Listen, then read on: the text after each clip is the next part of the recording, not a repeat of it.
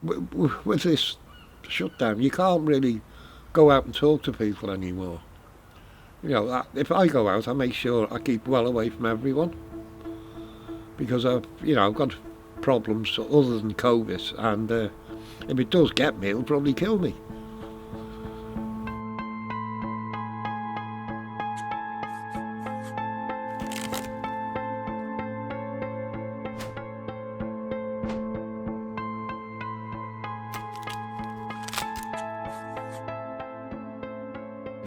We've got a very small house in New Brighton. It's when we bought it, my husband said I'd bought a doll's house.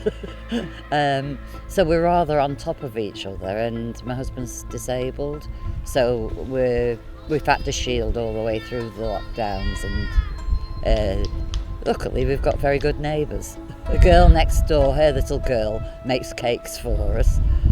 Girl over the road, she does shopping when I need things, and she lends me a dog every now and again for company. Yeah. I mean, they will come past and they will say, I normally sit out here. And they'll go past, and we're going to Morrison's, get you anything, They're all very, very good in this road. Joan next door, she's a wonderful person. Do anything for you. And a couple up the road, they moved from Birmingham, and they're a wonderful couple. Really, really nice people. And of course I've got Rose there looking after me. The witch queen, I call her. I still haven't seen my mum since last time I saw my mum was February. No, I haven't seen my mum since February. 75. There's a lot of things going on for a lot of people. The shutdowns, if you haven't got no one around you, it's horrible. One of our grandparents has got severe dementia, so my granddad's like her main carer, so it's only the two of them together in the house on their own 24/7. Obviously they've got carers that come in and out, but for his own mental health, my granddad being told that he can't have family members coming in to see him, or being able to go out or anything. For his own mental health, it's not good. People need to be able to have access, or the government need to say, okay, if you're in these situations where you're older, you can have family members that come round, but just please make sure that you wear a mask and you stay 2 metres apart. If they say that's fine, then I feel as if grandparents, especially ours as well, would be a bit more happier for us to go round to see them, because it's the fear factor at the moment, isn't it? It's if you come in, it's they're saying it's don't kill granny, and it's that's the fear they're pumping into everyone, and it's just the complete wrong way to go about it. It was terrifying, to be honest, and I went for a walk on the promenade when it first, and I went home after 15 minutes because I was scared, literally shaking. I found it very, very scary. I still do find it unnerving, and I'm a people person, so it's very hard, especially if you see somebody and not to rush up to them and hug them. I miss the hugs. Well, I wasn't allowed to see my family until the bubbles came, and I could have a bubble with my nan and my granddad. We didn't really get to go out because my mum was a care worker at the time, and she had to get tested every week, so most of the time we had to stay in. Just before lockdown, my first great-grandson was born, and I saw him when he was 2 weeks old, and we haven't seen him since. And I've got a new great-granddaughter that I saw when she, in the middle between the two lockdowns, we managed to see her when she was 2 weeks old. I mean, I can't believe my great-grandson is now walking, and I saw him at 2 weeks old. It's heartbreaking. The whole world's changed.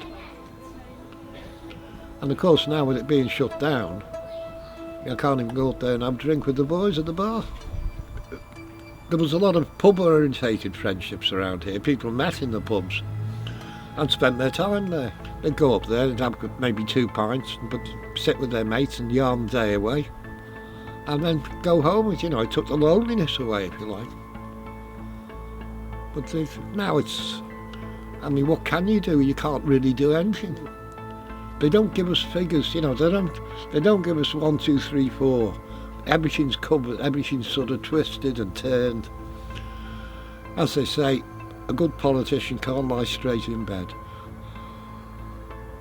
Our government throw a lot of statistics at you, which are pretty hopeless. How many people died? Well, in the country, so many. Well, how many people have caught it round here? Well, on the Wirral, no, not the Wirral. How many in New Brighton? How dangerous is it for me to go out? You don't get that figure. I've got COPD, and they sent me on a course last week, and I went there, and it was in the Grosvenor Ballroom, and I said, "Where's the equipment?" "Oh, we haven't got any." I said, "Well, when I went last time, when I went on the previous course, they had exercise bikes, treadmills, virtually a gymnasium for you to exercise in and to try and help." And I was told, "Well, we can walk you round the hall." And I just said, "I'm sorry, dear, I don't see the point in me coming all the way here to walk round an empty ballroom." I said, "So just forget it. There's nothing you can do about it. They say they've got an antidote, but I'll believe it when it works." Yeah, those vaccines are round the corner now. I'm starting a vaccine trial next week. Yeah. Well, one of the things about COVID, it makes you feel helpless, that you can't do anything. And I saw the trials were on offer. I think it's for Novavax over in Liverpool. And I thought, well, there is something I can do. And let's face it, it's better somebody at my age, even if it kills me. At least I've had a good stretch of life before I've done it, rather than, yeah.